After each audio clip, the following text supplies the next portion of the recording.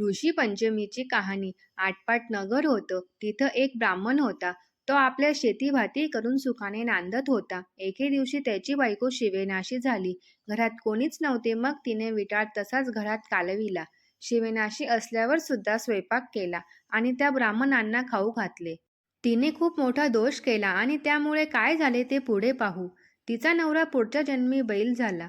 त्या बाईला कुत्रीचा जन्म आला. देवांची करणी अशी, दोघंही आपल्या मुलाच्या घरी होते.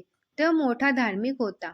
देवधर्म करी, श्राद्ध पक्ष करी, आपल्या ब्राह्मणांचा समाचार घेई. एके दिवशी त्याच्या घरी श्राद्ध आलं. बायकोला सांगितलं, आज माझ्या आईचं श्राद्ध आहे. खीरपुरीचा स्वयंपाक कर. इतक्यात काय चमत्कार झाला. खिरीचं भांडं उघडं होतं. त्यात सर्पानं आपलं गळकं टाकलं. हे त्या कुत्रीनं पाहिलं. मनात विचार केला, ब्राह्मण खीर खातील आणि मरून जातील. मुलाला ब्राह्मण हत्येचं पाप लागेल.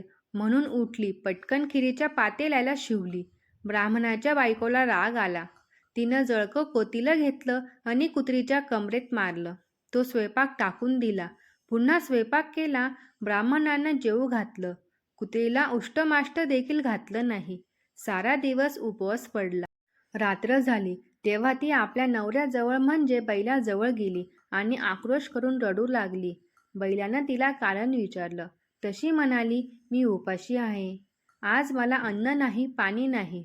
खिरीच्या पातेल्यात सर्पानं गळकं टाकलं ते माझ्या दृष्टीस पडलं. ब्राह्मण मरतील म्हणून मी पातेल्यास जाऊन शिवलं. माझ्या सुनेला राग आला. तिनं जळकं कोतीलं घेऊन माझी कंबर मोडली. माझं सारं अंग दुखत आहे. आता मी काय करू? बैलानं तिला उत्तर दिलं, तू आदल्या जन्मी विटाळशीचा विटाळ घरात कालवलास. त्याचा संपर्क मला झाला. त्या दोषानं मी बैल झालो. आज माझ्या मुलानं मला नांगराला धरलं, तोंड बांधून मारलं. मी देखील आज उपाशीच आहे. त्याचं श्राद्ध फुकट गेलं.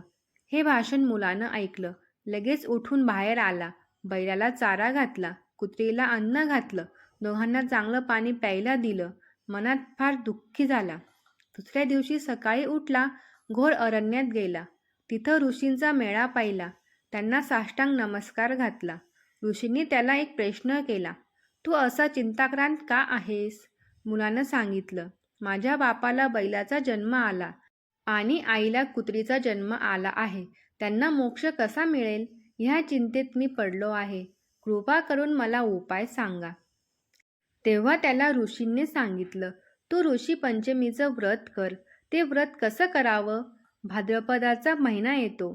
चांदण्या पाखांतली पंचमी येते. त्या दिवशी काय करावं? दुपारच्या वेळी नदीवर जावं. आघाड्याची प्रार्थना करावी.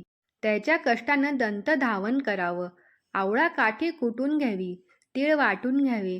ते तेल केसांना लावावं. मग अंघोळ करावी. धुतलेली वस्त्र नेसावी. चांगल्या ठिकाणी जावं. अरुंधतीसह सप्तऋषींची पूजा करावी. असं 7 वर्ष करावं. शेवटी उद्यापन करावं. ह्या व्रतानं काय होतं? रजस्वाला दोष नाहीसा होतो. पापापासून मुक्तता होते. नाना तीर्थाच्या स्नानांचं पुण्य लागतं. नाना प्रकारच्या दानाचं पुण्य लागतं. मनी इच्छिलं कार्य पूर्ण होतं. मुलानं ते व्रत केलं. त्याचं पुण्य आईबापांना दिलं. त्या पुण्यानं काय झालं? रजदोष नाहीसा झाला. आकाशातून विमान उतरलं. बैल होता तो सुंदर पुरुष झाला. कुत्री होती ती सुंदर स्त्री झाली. दोघं विमानात बसून स्वर्गास गेली. मुलाचा हेतू पूर्ण झाला. ही 60 उत्तराची कहाणी 5 उत्तरी सुफल संपूर्णम.